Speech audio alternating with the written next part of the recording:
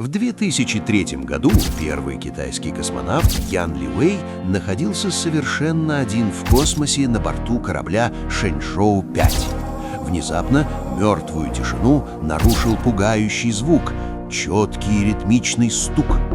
Он описал его как удар деревянного молотка по железному ведру, исходящий снаружи корабля. Но в вакууме космоса звук не распространяется, там никого и ничего не было. Он нервно выглянул в иллюминатор, но увидел лишь черную пустую бездну. По сей день источник этого жуткого космического стука остается леденящей душу тайной. Подписывайся на канал, впереди еще много жутких реальных историй.